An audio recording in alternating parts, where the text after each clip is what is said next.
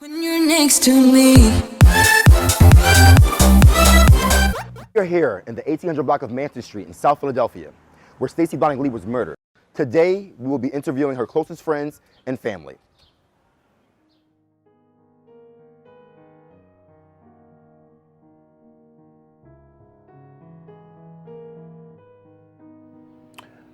Basically, we were in school together. We grew up, we lived in the same neighborhood. We were like this ever since we were children. I used to sneak up to Philly before she knew anything about Philly. we were actually each other's first boyfriends. We decided to come to Philly together and transition together. It was about 97, 98. She was my mother, my gay mother. A person that was really close to me, you know, at the time. You know, when I met her, it was about, 2004, but we didn't become friends, like real close friends and stuff, till about like 2006. Like every other gay mother, she was there, you know. We fell in love with each other the first time we met. But prior to that, Stacey would watch me for years. She's been watching me for years prior to that. It just fell in love. One day she was just calling me mom. It just was instant connection. Yeah, just instant. And what were you all's bond like? Unbreakable. Unbreakable. Unbreakable. I couldn't do no wrong with her eyes and or her mind.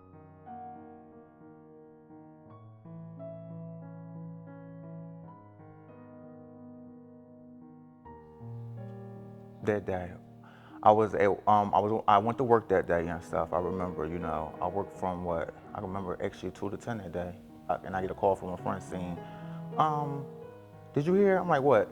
They was like, Stacey and Malik was just fighting. They said they stabbed each other and everything. Somebody did over there. I get out, you know, clocked out from work and everything, head over there and stuff, you know.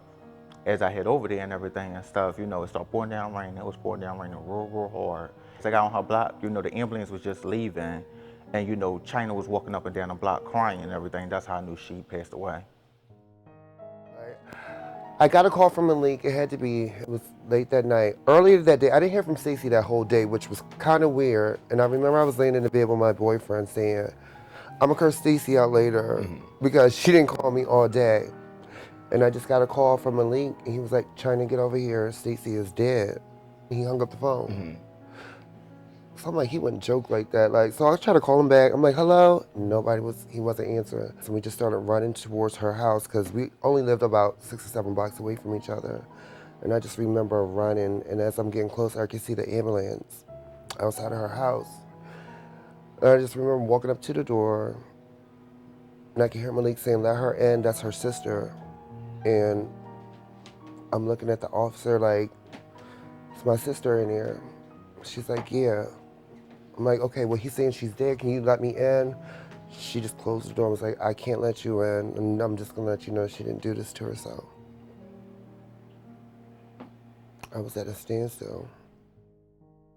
In the car, and it just started pouring down raining. And in my bones, I just said, Michi, is something wrong with my daughter? And we got there. It's true. Yeah. But on the way there, I knew already, I don't know if it was a mother's instinct or whatever, but I knew that it wasn't going to be good.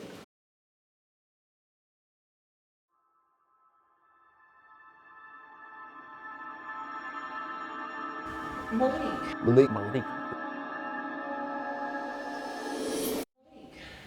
He was my first guest. I mean, a lot of people don't know the whole inside of their relationship, but me, China, Randy, and a few other people were there for a lot of it. There was a lot of arguing, fighting. They loved each other, but it was domestic violence.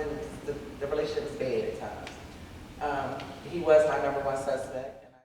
Stacey was on the floor and she was like, y'all, you know, if anything ever happened to me, you know, foul play and stuff, Malik got something to do with it.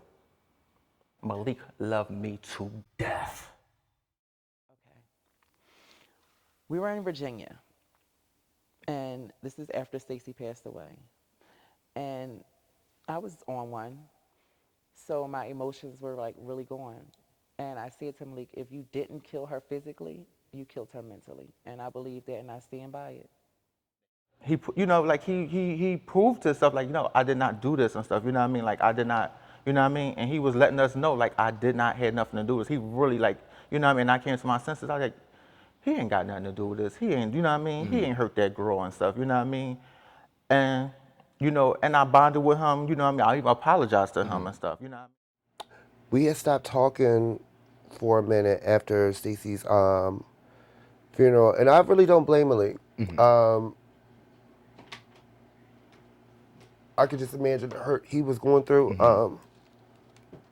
and just for us to be pointing a finger at him. Still today, Malik goes through this, you understand? And I just want to say, like, if he is watching this, I again apologize to him.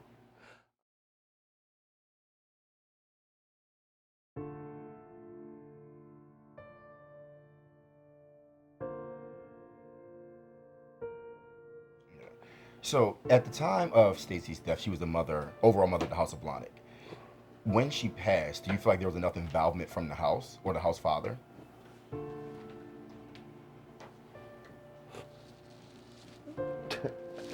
Why would you ask me that question?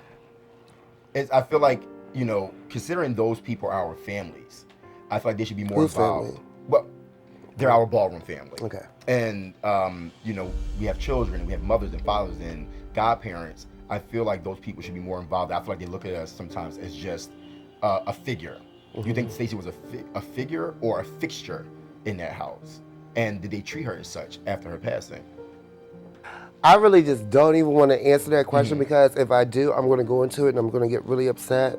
So I'm going to keep it respectful and just, I don't believe that they did too much after Stacey passed. That's just my opinion. Well, I haven't spoken to Jay in so many years, so I don't really know where he stands with anything, but I believe as him being a person with a platform that he has, he could have done much more. He could have, yeah. He could have actually got to the bottom of it if he would have used his platform. That's another reason why, like with the ballroom shit, you realize shit once shit hits the fan. You know, a lot of people were, oh, my mom Stacey and this, and that, and we haven't heard from them people since 2010. So has anyone in the house advocated for her at the time of her death? No. Like, and I'm saying for someone to have so many resources in the LGBT community, the House of fucking Blahnik should have done more.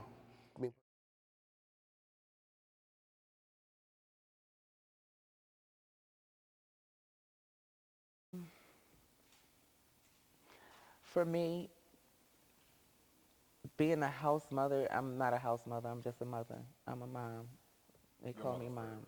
Yeah. And as far as my husband, Michi, I don't know, it's different for different people. Some people just take ballroom and it's just ballroom. But for me and my family, it was a family. And anybody can attest to that.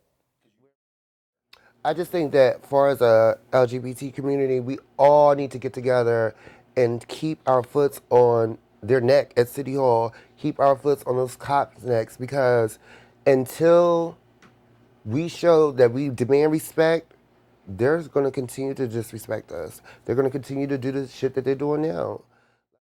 We don't beg each other enough. If we get out there and do what we're supposed to be doing and say what we're supposed to be saying to whom we're supposed to say to, things will get done.